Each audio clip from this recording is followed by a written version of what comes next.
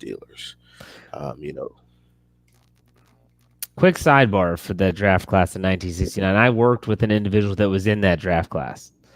A Mr. Bob Campbell, or when he was at Penn State, was Bobby Campbell. He was a running back for Penn State. He was on Joe Paterno's very first team as a head coach. And he was drafted by the Steelers as a punt returner. I trust me, the first time I met this guy, I did not believe him. I looked up his stats. There it was. And he played the whole 69 season with the Steelers. They were awful. And then in 70, that's when they drafted Bradshaw, and he talked not so glowingly about Terry Bradshaw's skill set in terms of throwing a football. He said he could throw at one speed, 100 miles an hour. He had no touch. He said they would do these little drills where they do little out routes and stuff, like a running back releasing the flat. He said he would throw the ball so hard, and all the running backs were like, "Man, what are you doing? Like, you don't have to throw the ball that hard." He was breaking fingers. He was breaking fingers. He was. And long story short, he ended up tearing up his knee. The NFL and surgeries now isn't, what it was then. And so then he goes into coaching, and I ended up working with him for a few years. That's great. Definitely. Get some great stories to tell. I'll tell you that for sure. Yeah, that's awesome. Are you guys still in touch by chance, or? Since he retired, not too much. I get an email every now and then from him, but he's living the life now. He's living life. We need to have him on the show. Make that happen. I would love to have him on the show. He would want to talk about nothing but Penn State, though. He doesn't really follow anything Steelers. He just loves Penn State. He was a pallbearer at Joe Paterno's funeral. So he was very tight with the Paterno family and Joe Pa and stuff like that. That's Mr. Bob Campbell, or like I said, they call it. He was the MVP of the Orange Bowl one year. And Bobby Campbell. You can watch. I'm sure my dad knows the name. Yeah, absolutely, because my dad was going to all those games then. Were they in Three Rivers at that point, or were they still in Pitt Stadium? Who's that? Penn State? No, the Steelers. I think the Steelers were in Three Rivers in '69. I think, but they might have been in Pitt Stadium. My dad. They might have. If they were in Pitt Stadium, it was only 1 year, probably. Okay. But okay.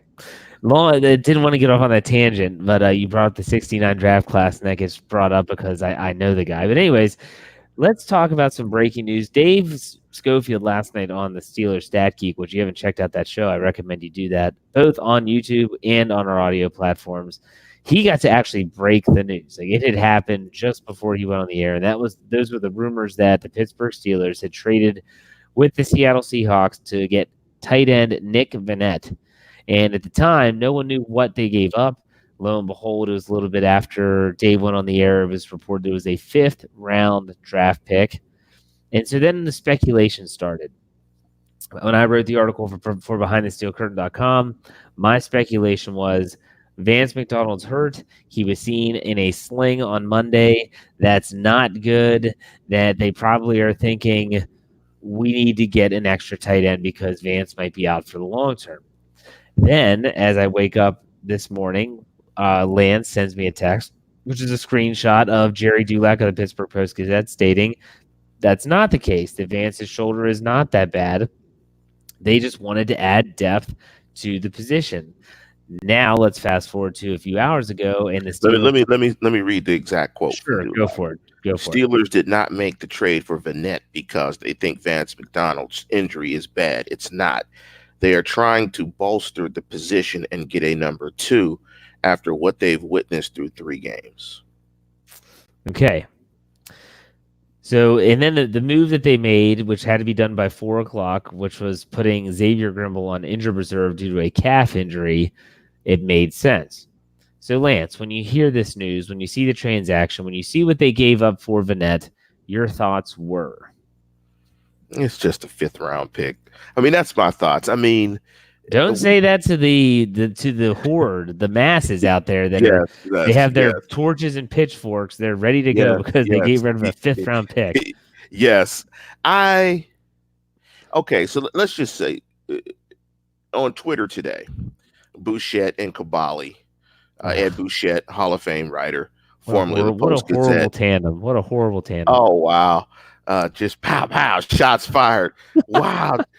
Jeff shoots shots. Pow, pow. That'll be the news story.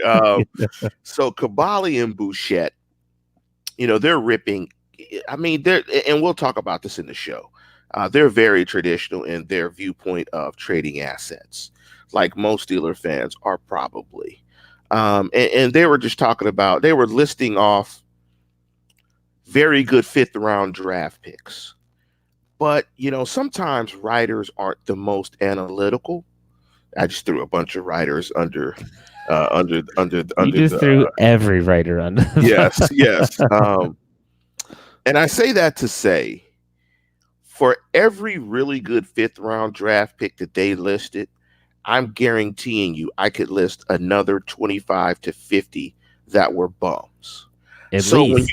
at least. So when you try to make the statistical argument that giving up a fifth rounder is this monumentous thing, I want both of those guys. I challenge them to go through last year's draft class and list every fifth round draft pick that was probably a bust and or got cut, or a player that has not played 25% of their snaps. And I bet at least 75% of the fifth rounders probably weren't active more than 5 games. I mean, it's a fifth round draft pick. If you can hit on one, it's great, but the odds are you aren't. So if you can get a ball player for a fifth that actually has snaps and has actually played, actually have tape on that you've scouted, and you can see what their skill set is, that's a better risk than a fifth round draft pick, of which you are guessing on. So I don't really have a problem with it. It's the same people that say, oh my gosh, you got rid of a 6th round pick. Well, Tom Brady was drafted in the 6th round. You know that Mr. 3rd and 5th was drafted in the 6th round. Those are 2 guys, 2 players out of the millions of 6th round draft picks that are unemployed and flamed out. You can't do that. I saw that same list that you saw on Twitter, and I thought the same exact thing. For every George Kittle, there's a Zach Gentry who's just waiting to be cut. So it's just... So did you see my response? I didn't see your response, no. Yeah, my response was pretty much that. Like, look, okay, you listed the guys that hit. Why don't you list all the guys that didn't? Trust me, it'll be a lot longer than 140 Twitter characters. I'm guessing you didn't get a response back. No. Of course not, because you brought logic into it, Lance. How dare you bring logic into it and take emotion out of it? It's like when the Steelers traded for Minkah Fitzpatrick, and I'm going to talk about what I didn't like about the Vannett trade, but could still work out. They kind of did a Patriots thing. The Steelers did. I'll explain that in a second. Bouchette and a couple other writers said, why are they doing this? This is stupid. Well, we talked about that last week. It's not stupid. It's one of those situations where the Steelers have control over his contract for the next 3 seasons. It's smart. He's on the cheap right now and is a proven commodity. Now, here's what I didn't like so much about the Vannett trade is that he's in his last year of his rookie contract. So cheap. Now that's an issue. Now cheap is cheap as dirt this year. After playing 3 games with Seattle, I want to say that the Steelers are only on the hook for like $600,000 in his contract this year. But then he becomes an unrestricted free agent. But because he'll accrue enough games with Pittsburgh, if I read this correctly, if he leaves via free agency, if the Steelers decide not to re-sign him, the Steelers could get a compensatory pick for him. Jeff, don't you think they thought about that? Oh, well, I'm sure they did. No, I'm sure they didn't, according to, everybody on Twitter. Like, here's the thing. These guys are smart. Regardless of whether you like the results, if you like Colbert, if you like Tomlin, if you like Khan in the front office, if you like the Rooneys, one thing about it is that we have to assume they're smart, they've been highly successful, and they've been doing this a lot longer than most of us have been watching. So trust what they're going to do. Will it always work out? No.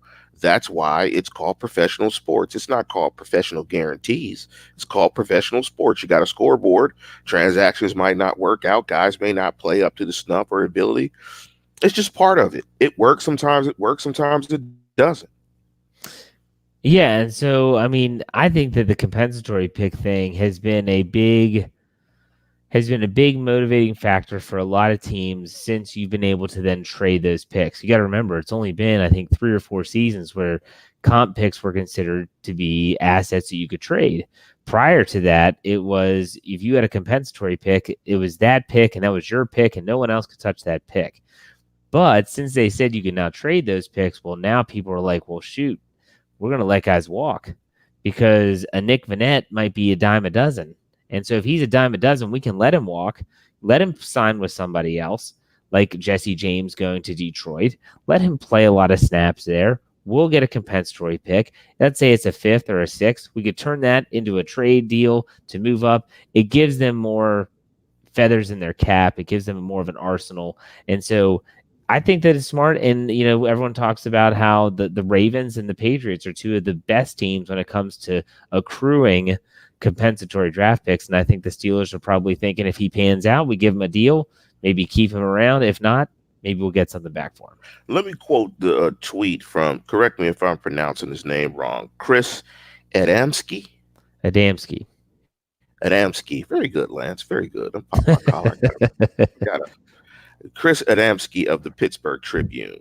He went through and kind of put it in a tweet what the Steelers draft 2020 draft is by round next year. So as it stands as of today, no first round pick. It was traded to Miami in the Minka trade. They still have a second rounder. They have no third rounder traded to Denver for Devin Bush. They have their own fourth plus Miami's pick in the Minka deal. So they won't be drafting until they'll draft second day. Second day now in the NFL is second, third, and fourth, correct? The Friday is the second and third round. And then you have fourth, fifth, sixth, and seventh on Saturday. Okay, fifth round, none, because they traded two separate picks.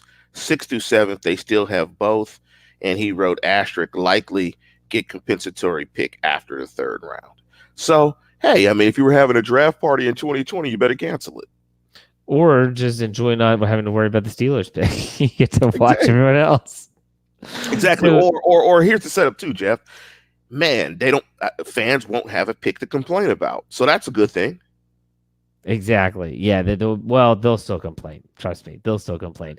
Now George gives us $10, puts it in the tip jar, and he says, and this is a great segue, in my opinion, into what the headline and the subject matter of the show is. And he says, we're giving away draft picks like Halloween candy. I know we're trying to win now, and I hope it works out. How many picks do we have now? And Lance just read that off. And if you didn't get all those, go to BehindTheSteelCurtain.com. Dave Schofield did a really good article explaining where they got these picks from, what picks they have, and all that.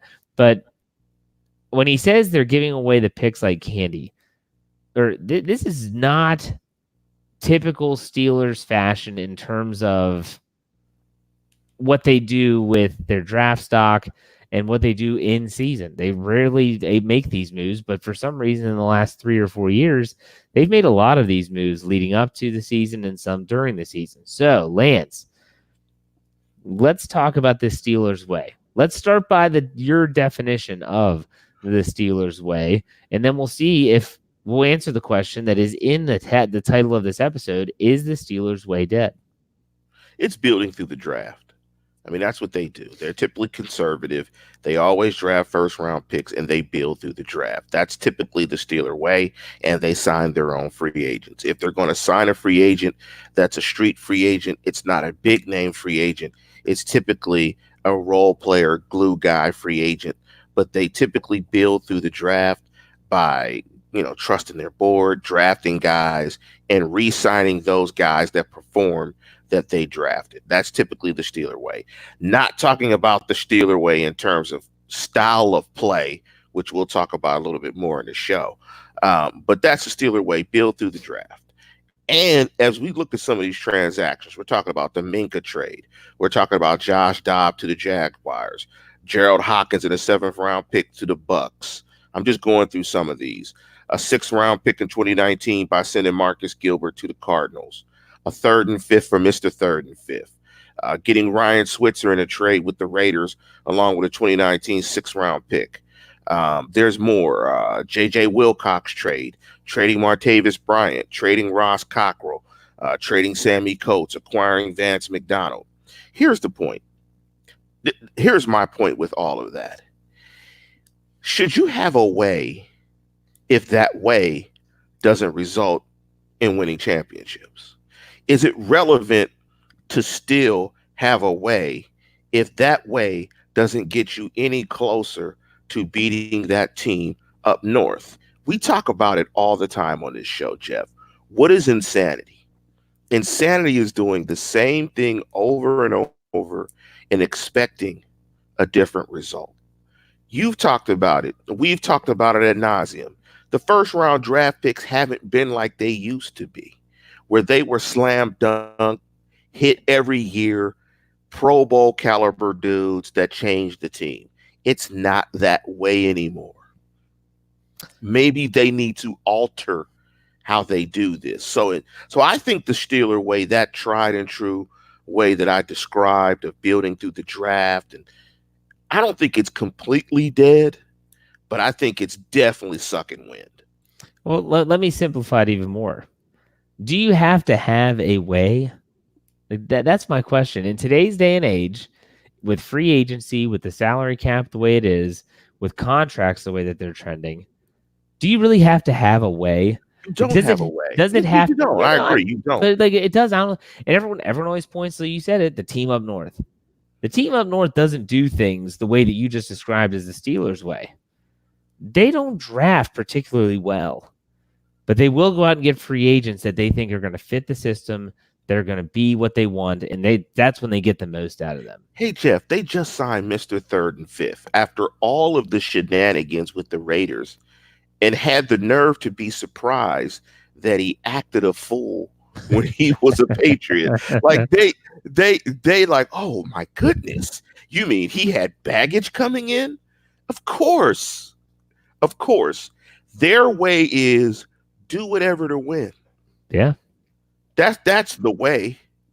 So we know that the Steelers typically have a way. We both agree that there really is no need to have a particular way. The way can change. If the way is changing, and you said it's on its last gasp breath, do you see it changing for the good, better, or for the worse?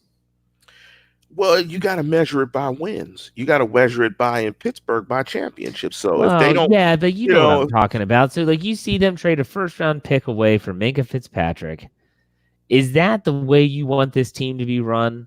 Do you feel like they're pushing all their chips into the middle, or do you think that these moves that they're making are more of a we're looking down the road a little bit? This is where I get a little torn here.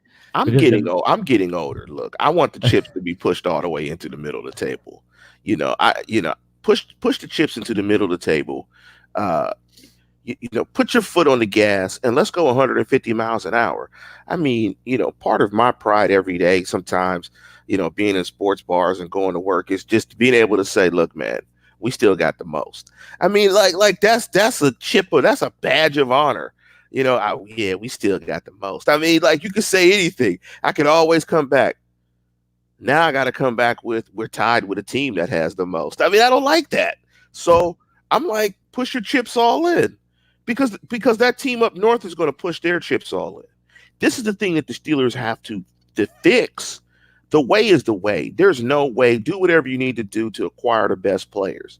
Here's the thing that they got to do better, and I'm sure everybody on the live chat will agree. I know I've been called a hater like 4 or 5 times on the live chat. That's cool.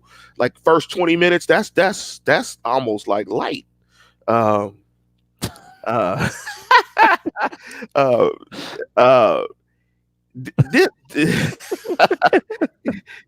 the thing. Here's the thing, right? Just win, man. Like that's all I'm concerned with at this point. And the thing that they aren't doing, the way is whatever. The thing that they need to do better is coach the guys better. That's the part of it that needs to improve. The way is the way. However you acquire talent, you acquire it. There's still a coaching part of this, and that has to improve. So unless you win games, it doesn't validate your way. You got to win games. It all comes down to wins and losses. I had a friend of the program say that to me years ago when evaluating drafts, evaluating moves and transactions. The scoreboard is the evaluator. Are you winning? Are you winning games? That's how you evaluate if your philosophy or way or no way works. Yeah, no, I can't argue with anything that you said. I mean, the coaching clearly is not up to snuff. We'll put it that way. But That's they're also polite. yes, but they're also not getting top-notch performances from their top-notch players either. There are some that have shown up, but I said it on our post-game show. I put an APB out for Cam Hayward if anyone's seen him when he doesn't get kicked in the stomach and is laying on the field on his belly. I mean, that's the only time we've seen Cam Hayward make a play this year is when he was hurt, laying flat on his face, and everyone's wondering if he's going to be out for a while. I just think it's one of those situations where they need players to make plays, and sadly, I don't. You have teams, and the team up north is not the only team that has tremendous coaching. There are other teams that scheme well and coach well. The 49ers offense is a very well coached group with Shanahan at the helm. And there's other teams that are duplicates of that. And look at Andy Reid and the Kansas City Chiefs and how well they scheme offensively. So there are other, I don't want people to think like we're putting those teams and that quarterback and that a-hole coach up on a pedestal. We're not. We're just comparing them to other teams in the NFL that coach better. And so I guess I just look at it and just say the players also have to step up and make a play. You know, sometimes you have to make a play. You got to beat your man one-on-one. And sometimes it was refreshing to hear Minkah Fitzpatrick say this before he played on Sunday. And they asked, you know, what's it going to be like? Are you going to be ready to go? And he goes, look, when it comes down to it, football is football. He said, you know, the system I ran in Miami, what they call green might be red here. But as long as I know what system we're in, if I know we're running a cover two, I know my job and I know where the football is, and I'm going to go get the football. Whether it's in the air, whether it's in somebody's possession, I'm going to get the football. It can be boiled down to that simple for a lot of players. I think Minkah Fitzpatrick is extremely intelligent. I think he has a high football IQ. But at the same time, not everyone matches that IQ. We've seen that plenty of times. I think of Shamarko Thomas as one who just seemed to never get it. But still. That's a name from the past, Shamarko. Yeah, how about nice. that? Number 29. They traded up for him too. That was so all those trades. Yeah.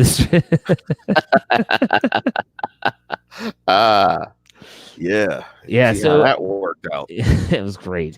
But so for me, like, I agree. Success is only by winning, and they have to find a way to win. And maybe this is a good segue into the approach for this upcoming week. And we don't want to dive too much into the X's and O's.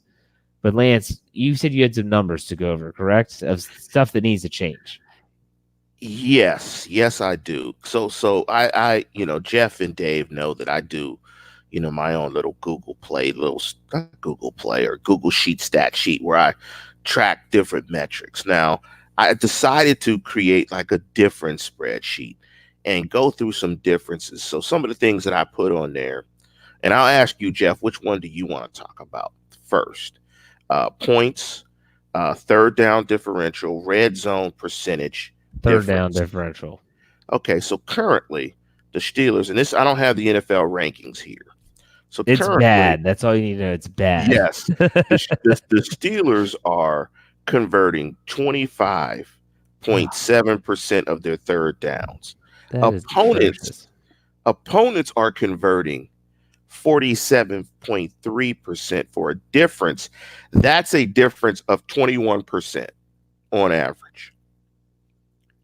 That's not sustainable if you want to win games. I have an idea as to why, but that's not sustainable. So when we're talking about what things need to change for this team to be successful and to win games, you can't win games when you convert only 25.7% of your third downs, but your defense is giving up 47.3 conversion rate to your opponents. Oh, that's awful. That is bad.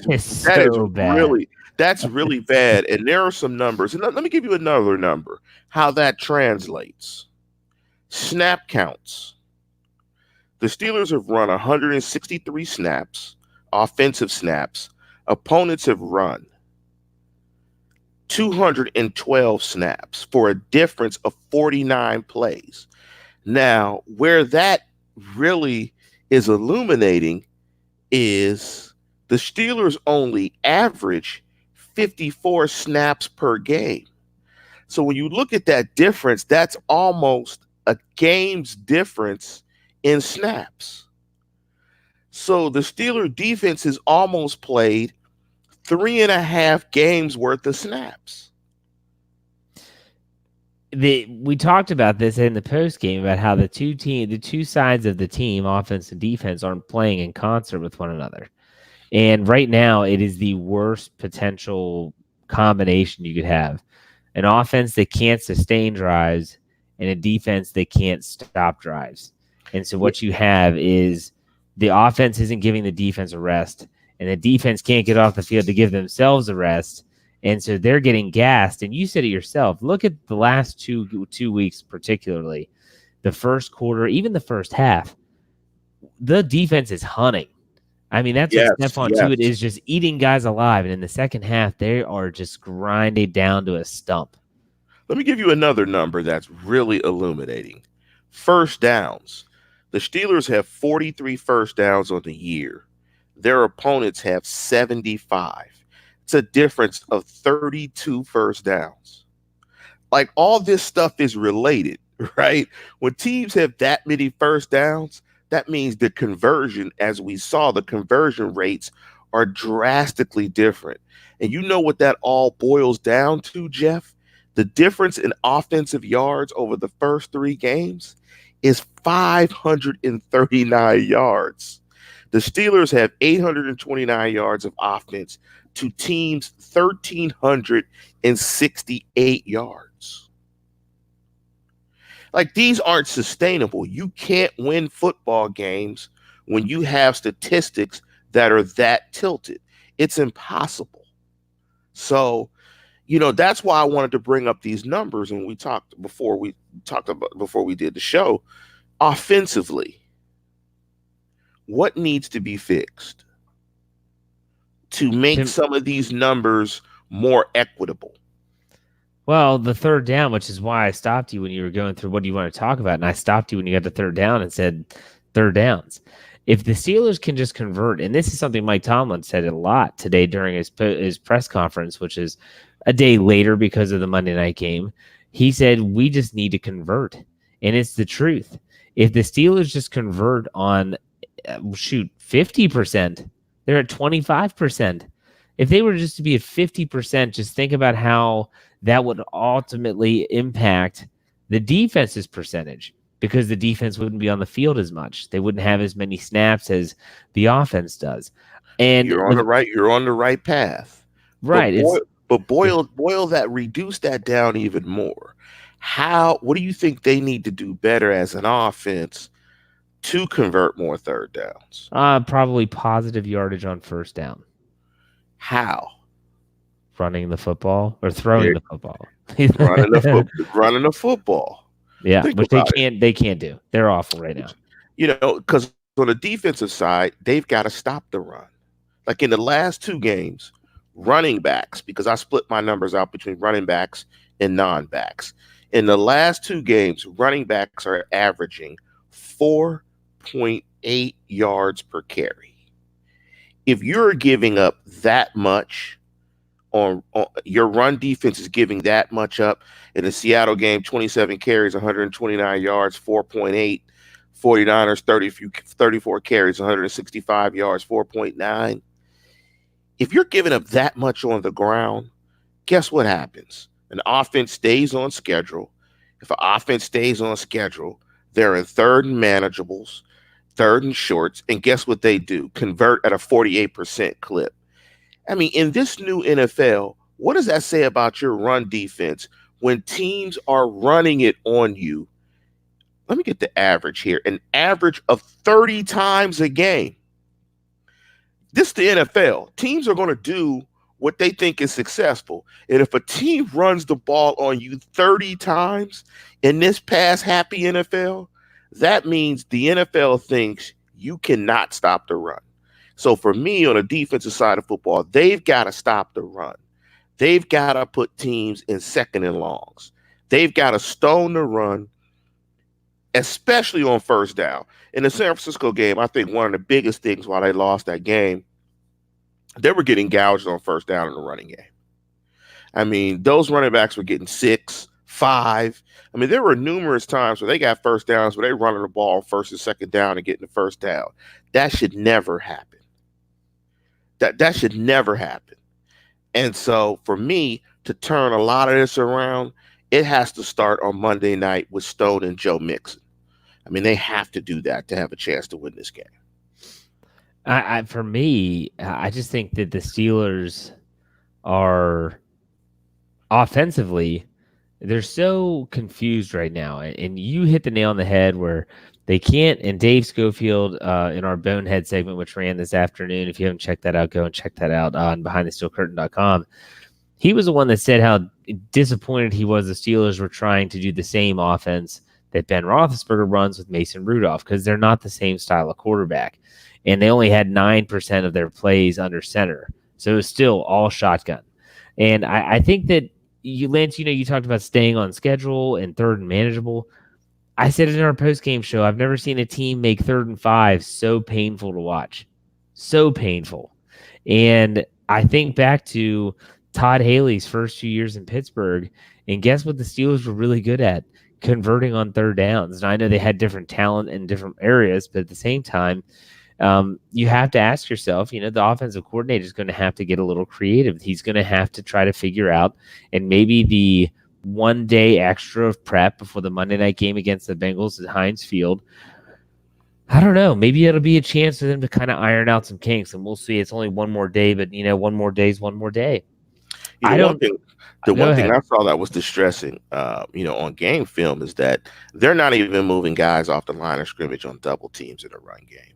I mean, they're just not moving guys. I mean, they're initiating double teams. There was a play that I watched, Pouncey, and I watched Ramon Foster double team a guy, number 93.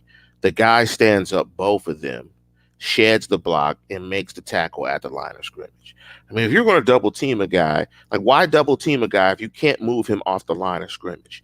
I mean, you have 2 guys above 300 pounds, and they could not move him off the line of scrimmage. And he beat the double team to make the tackle.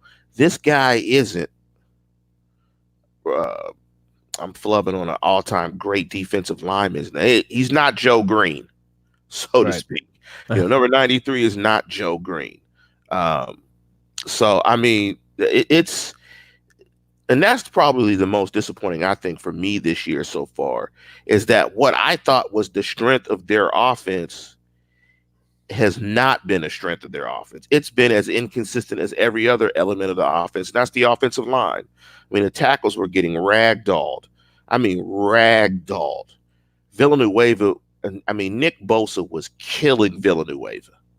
I mean, it was like, wow, he is really taking Villanueva to school. Villanueva's pad level was high consistently.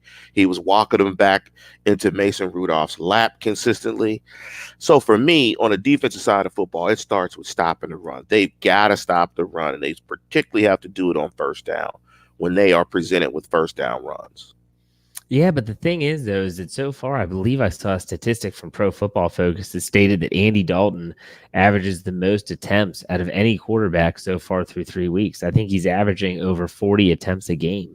They're not a running team right now. They're going to run against the Steelers. Well, I understand that. But if they stick with their trend, then that might actually work in the Steelers' favor if they decide to come out. What you see on film, I'm going to guarantee you, they are going to run on the Steelers.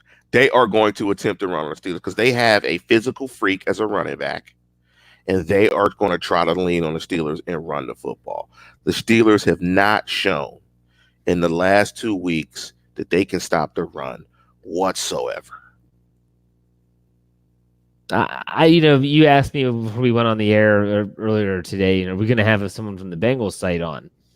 Man, right now, I feel like the Steelers, it's just, they got to fix themselves. I don't really think it's a situation where we got to scheme well for this guy or this, that, or the other. They have to get their assignments right. They have to communicate better offensively. They have to figure out a game plan that's going to make sense for everyone involved. Roosevelt Nix is not coming back for this game. He's still ruled out already with his knee injury. So you're not going to have a power running game to lean on necessarily. If you're thinking that's what what you want to see, a lot of people in the live chat have said, let's go ahead and we need to get a fullback in there.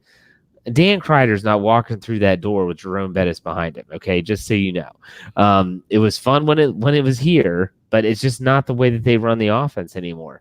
So they have to figure something out. They have to find a modified playbook, if you want to call it that, to get Mason Rudolph comfortable. And I just think it's one of those situations where, to me, it's just about the Steelers. I don't think it's about the Bengals. It's about the Steelers. They got to just go out and just take care of your own business and do your own job. I think you're right.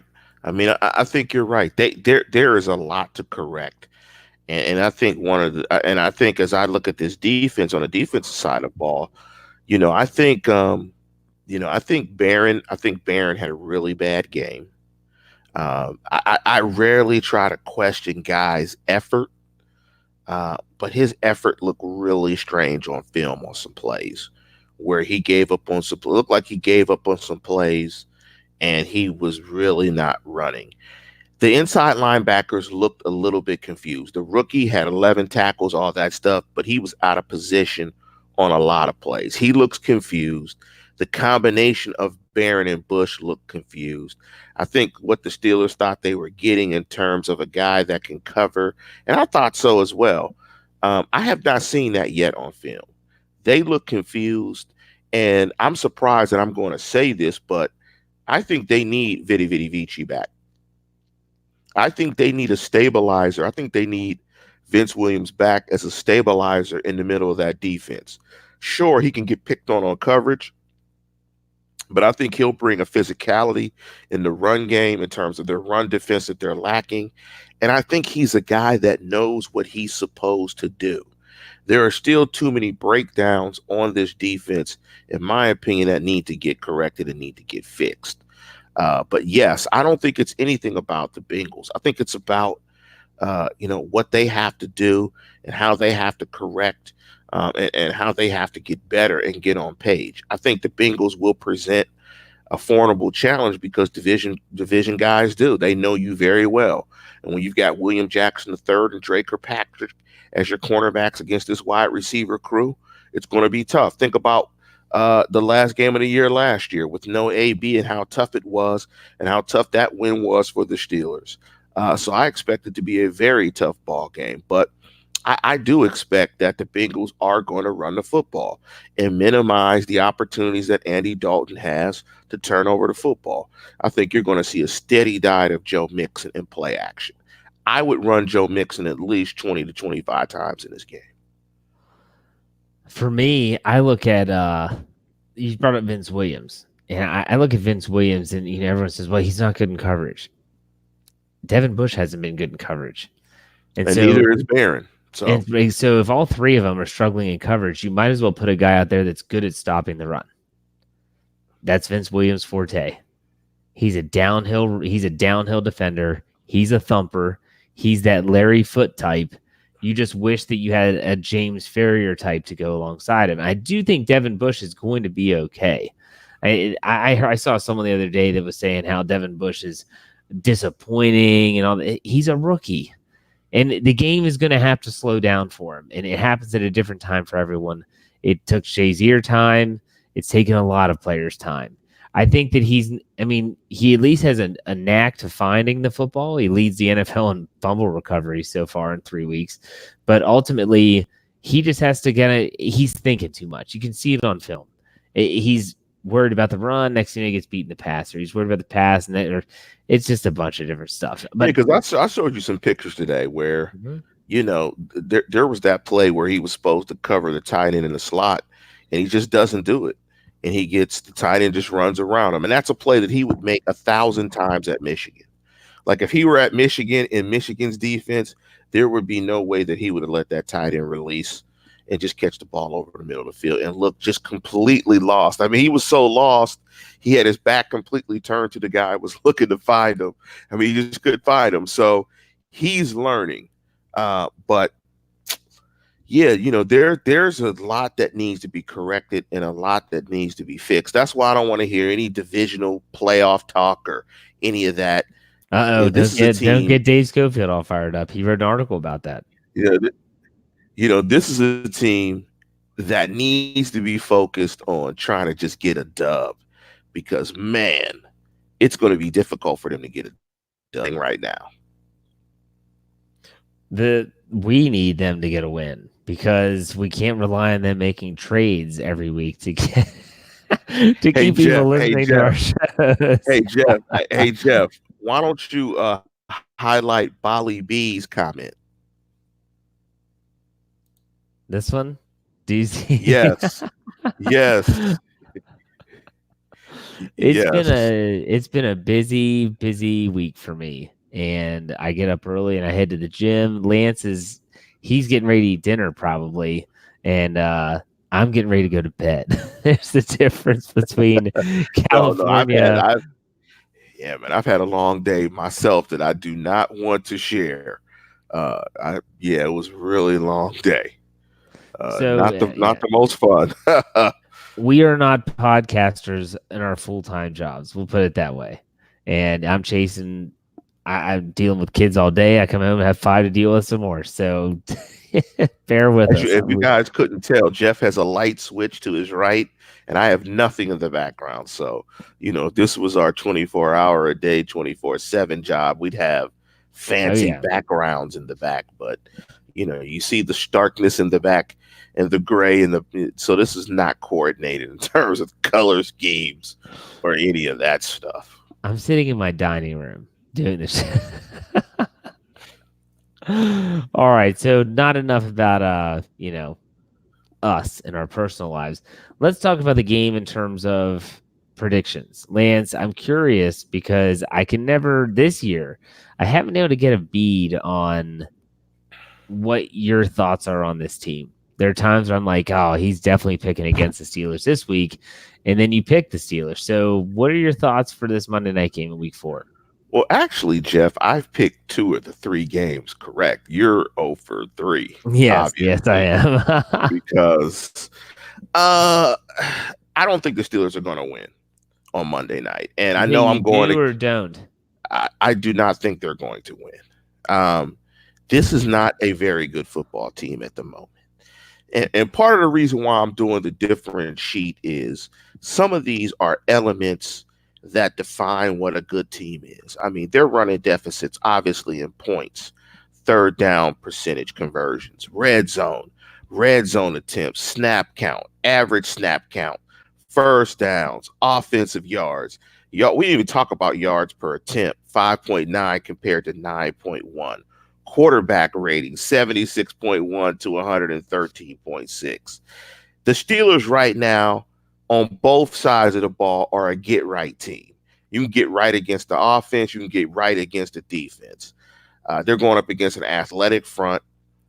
You're going up against Ross, Boyd, Mixon. You're going up against a better quarterback. The Bengals are 0-3, but they're playing better than the Steelers. The Steelers are not playing really well. I know it's hard to differentiate between that, but the Bengals, from what I've seen on film, are the much better team, much more sound on both sides of the ball. And I think that the Bengals are going to go into Heinz Field on Monday night and win that game. And I think they're going to win the game comfortably. Added on top of that, because of the familiarity between the Bengals and the Steelers offense and what the Steelers want to do, because of them playing all the time, I really think it's a difficult spot for the Steelers. I think the Steelers are going to drop to 0-4, and I think the Cincinnati Bengals will beat the Steelers 28-20. Oh my gosh. Well then,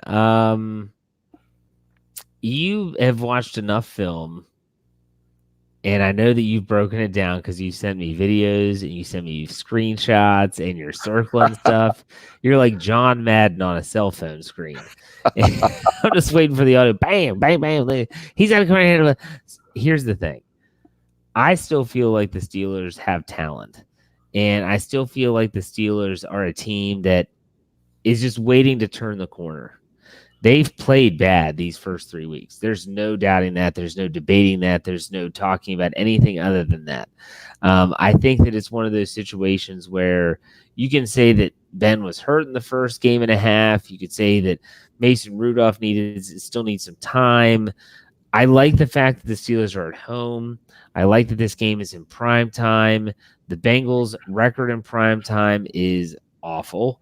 And so I guess for me, I just think that this Steelers team, and even as bad as they've played, and I know that's what you're basing your stuff on, Lance, and I totally understand it. I just don't think they're that bad of a team. I think that it's going to be a close game. If there's fans out there that think that it's going to be a blowout and the Steelers are just going to run away with it, I would be stunned if that happened. I'm not saying it's impossible, but I would be stunned.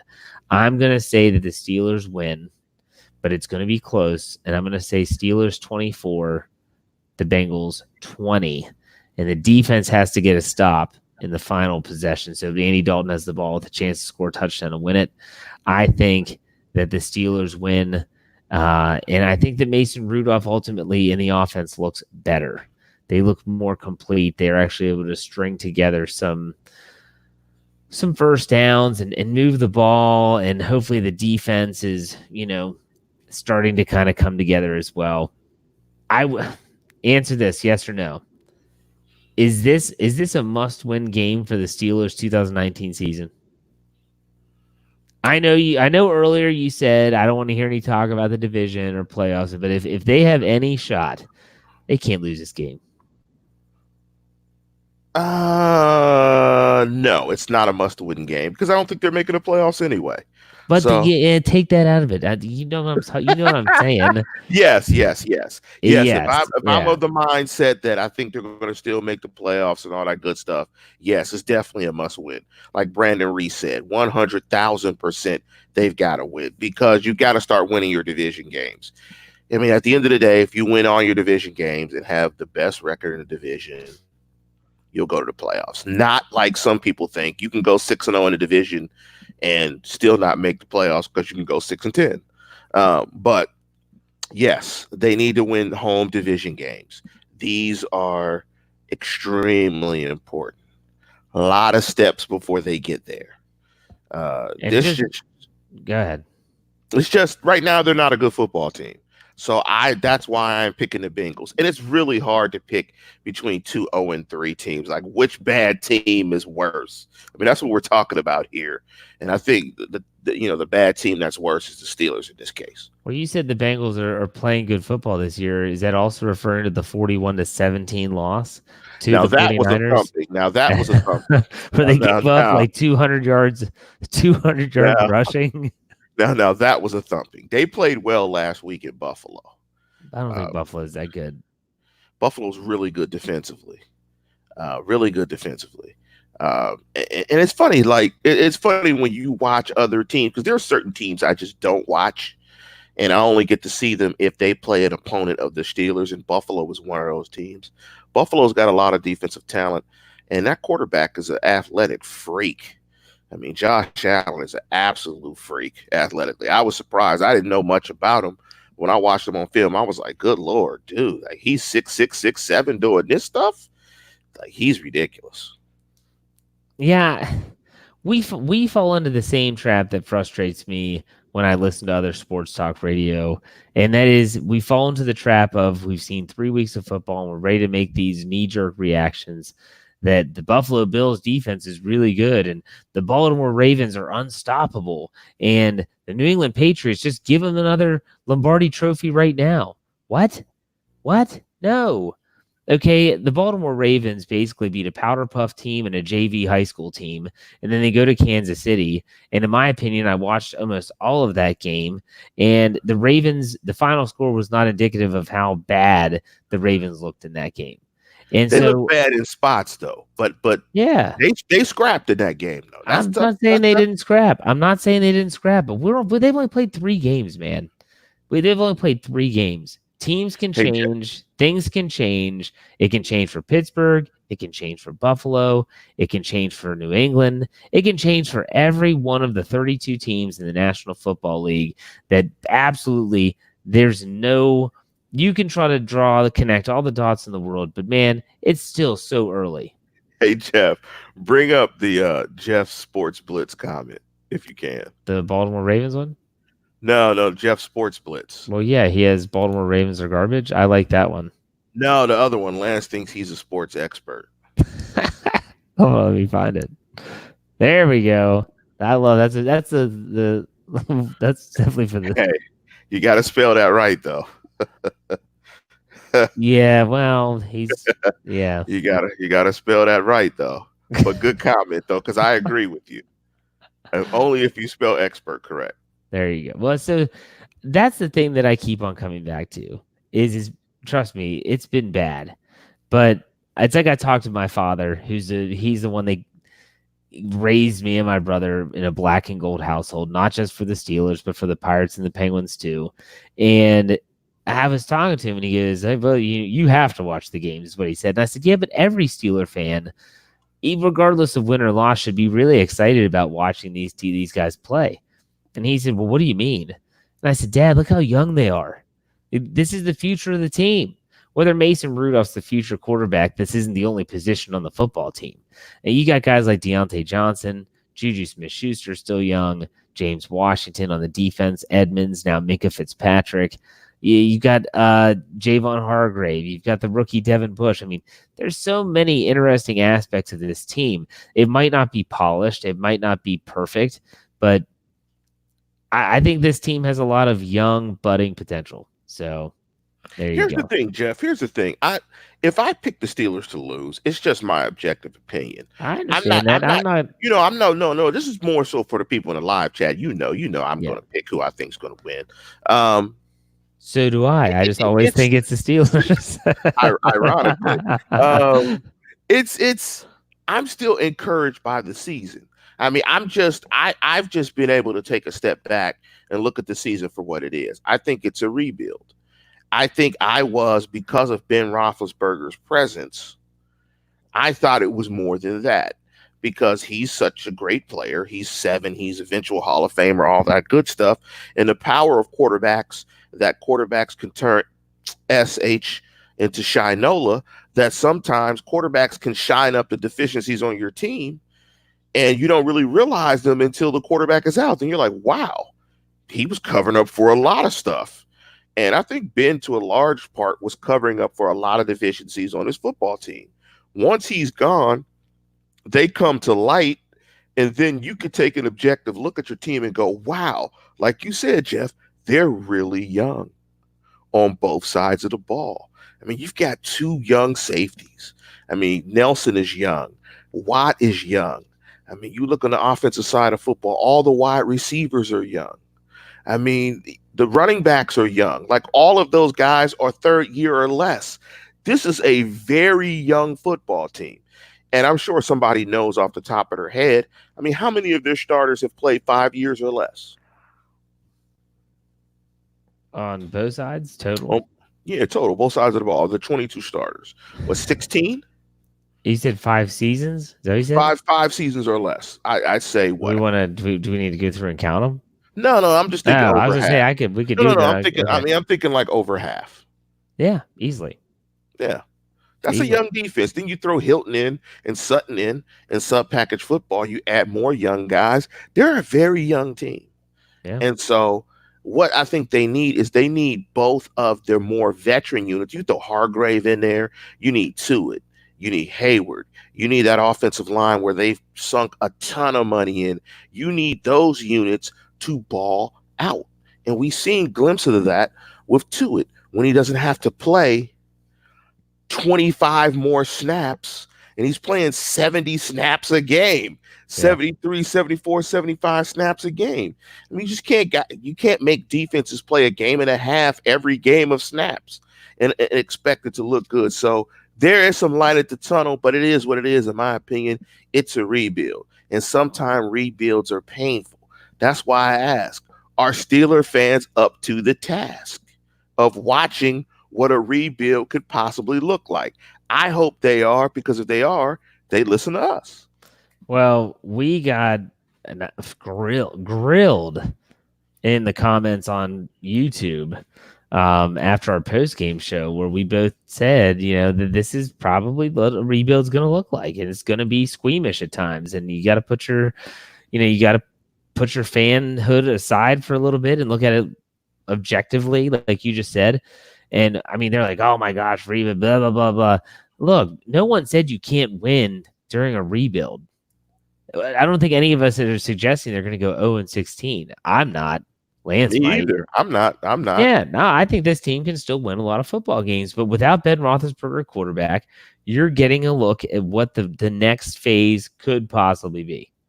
If they go 0-16, it's talking heads burning down the house. I mean, that's what it has to be. But I don't think they go 0-16. No, I mean, I don't think nobody is saying that. 2-14, but nobody's saying 0-16. Yeah, I don't know. You see, I slipped that in. You see, I see it. Yeah, I got you. So, all right, Lance, is there anything else you want to say to Steeler Nation before we call it a show? I hope I'm wrong, and they get their first win on Monday night. Let's just say that. Yeah. It's definitely interesting. And a lot of people were giving you crap during your little monologue there about how, you did the whole, I said it, Mason Rudolph, I hope he plays Ben in early retirement. I still do. Yeah, and people aren't saying that he predicted it was going to happen. He said, I hope it happens. Like, that's a really big word you're leaving out there in terms of. Hey, Steve O'Neal, if I play O-line Monday night, I'm a guarantee my back will hit the turf. It'd be like IHOP, the International House of Pancakes. Yes, and I agree with Nate. Ben is good, but Ben was surrounded by superstar talent. I mean, I don't know this. Everybody wasn't a superstar, but Ben had great talent. But you need talent to win, so there's no issue with that. But yeah, I mean, you don't want me on the O-line. I'm telling you, I'm getting out the way. Mason better duck. This team does have talent on both sides of the football, and sometimes it's just going to take them time to find it. Think back to Mr. Third and Fifth. He didn't contribute until an offense until probably year 2 or 3. Think about Mr. Butt Naked and Robbed. His rookie year, he did not contribute what he did in years 2 and on. 2013, he was hampered by a foot injury at a camp. He didn't play that much. I'm saying that it takes some time. So guys are saying like Deontay Johnson. If Deontay Johnson catches 5 touchdown passes and has 600 yards receiving as a rookie, I'm thinking that's a heck of a season for the young man, because coming out of Toledo, no one thought that he'd be able to do that in the NFL. So, here we go. Before we call it a show, Sean asks, he puts $2 in the tip jar. Is Todd Haley better than Randy Fichtner? No. And here's why I say that. And people are killing Randy Fichtner, but the Steelers were outstanding in the red zone last year. I think they were number one I think they were number one in the red zone last year. And that's coordinating. That's coordination. That's coordinating an offense efficiently. When you can get in the red zone and score and be the best red zone offense in the National Football League, that means he is a good coordinator. So I think Fichtner was better. I think the bigger thing is I think Haley and Fichtner were better than Bruce Arians, because had Bruce Arians stayed the coordinator of the Pittsburgh Steelers, Ben Roethlisberger would be out of the league by now. There is no way, if Bruce Arians was still coordinator, that Ben would have played. Like, Ben's career would have been over at least 3 years prior, because he was getting sacked 50 to 55 times a year and getting hit probably another 90 to 100 times. He would not have survived. So I think both guys are better than Arians, and I think Fichtner is better than Haley because of just how well they played in the red zone last year. I think what you saw in week 3 was a coordinator who had built his entire system around one guy. Yep. And then that one guy is gone, and he's like, what do I do now? Maybe we could have the other guy just be that guy. And that's not a bad thing, Jeff. And that's not a bad thing either. But he found out that he can't. Yes. And so that's why I expect a different approach in week 4. I mean, that's not a bad thing. That's not a bad thing at all, Jeff. And fans need to understand that. If you've got a potential Hall of Fame quarterback, you build your offense around his strengths, period. That's what you do. That is logical. Not building an offense around his strength would be dumb. So it is not surprising that when he is out, the offense looks like it's still tailored for the guy that you built it for. They have to get comfortable with one another when the bullets are flying, and they have to do some different things schematically and offensively for Mason Rudolph. You're right. And it's one of those situations where I think, or let me just say, I hope that it looks different in week 4, that the Steelers are going to come out and it's going to look, I'm not saying it's going to be successful, but I hope that it comes out and they look a little bit different. So I'm laughing at Dry Fly's comment. Dry Fly, I'm gonna give you the secret, Dry Fly. Don't be offended. Oh. Dry Fly said, how do you guys stay focused on your conversation with all these comments? We don't pay attention to most of the comments. Sorry. You're right. That's the secret. There are times when I'm looking at the comments, and just maybe from having children or my day job, you can multitask. I got Lance in my ears. I'm reading through this stuff, and I absolutely look like, I'm keeping track of everything. Like, I see that Steve O'Neill says that I look like Heath Miller's cousin. I don't know who Heath Miller's cousin is, but I guess I look like him. Hassan puts $5 in the tip jar and says, do you think when Burfict hit Antonio Brown in the Bengals game, it gave Brown some brain issues? Well, he had a concussion that kept him out for at least one game, so he definitely did have some brain issues. Whether those are long-term issues, I don't know, because I'm not. Did he get hit before or after he wrote his name on a Rolls Royce? Well, whenever he wrote his name on a Rolls Royce, that's when he had brain issues. I'm trying to think. I think the Rolls Royce was before that. Yeah, when he autographed the Rolls Royce, I was like, this guy. I mean, I remember our show, and I classically said, that's a me guy. Like, why would you write your name on a Rolls Royce? I felt like I was so prophetic when I saw, because once I saw that, I was like, oh, this guy's a problem. Why would you throw furniture off a balcony? Why would you do half the things that he's done? Why would you go? Why would you go into a cryo chamber without the proper footwear? I don't want to diagnose anybody of having any type of condition. No, I'm not doing that. Yeah, so, but I'm just not in terms of mental stuff and any of that, any mental health issues. I'm just wondering, and I always wonder, how much are these guys dealing with CTE while they're playing? I mean, because it's not like it can necessarily just creep up on you after your playing career. I mean, you're getting hit actively, over the course of your entire career. So I'm just wondering, how much, does having these issues and hitting your head over and over again and having concussions, like, are you in that process of CTE starting to affect you while you're playing? He's done some very curious things. And like you said, throwing furniture off a balcony. But with all that said, the Patriots are probably going to have to pay him. Well, there's going to be a grievance for sure. Yeah. His Twitter tirade going after Mr. Rub and Tug was not a good move if you want that money. Yeah, but I mean, that just pisses you off. But, you can't just violate on the Patriots side, they can't just say, nah, we're going to violate the terms of the contract. We ain't going to pay him because we're mad. No. If the arbitrator rules that he gets paid, you better cut the check. We got to do it. So, all right, guys. So here's the day. Here's the issue. We have an extra day coming up because it's a Monday Night Football game. So things are going to be a little bit different. So tomorrow night, Thursday night, is the Steelers preview, which is going to be status quo. Friday night will be Lance's I Said It. Saturday night will be Lance with the Steelers burning question. Saturday afternoon. Sure, whatever. Sunday, I will be doing probably a Q&A show. Not long, 30 minutes or so, just to give you all a chance to ask questions, stuff like that. And then the game will be Monday, and Lance and I will be on after the show on Monday. And the following week, I think we're going to have to double up shows on one night. I want to say that the Steelers hangover is going to be early, then Dave's show will be later, so you'll get 2 shows in one day. There you go. Mark Davison asked something that Lance has wanted to do for a while. He says, "You guys ever podcast live games?" Lance has wanted to do a live stream But now during. that I think about it, I think we would suck. Well, there's actually people out there that are doing fourth quarters, where they're essentially here's what would be tough. What if my TV's a little bit ahead of the Lance's? That's it. you know, That's it. And I'm like, oh man, I'm like, oh man, don't spoil it. Like, yeah, that happens. Especially because the East Coast feed is faster than the West Coast feed. And honestly, you guys would see me sitting at my computer typing. Like that's what I do during games. I have to write the recap. I have to get everything ready for the website.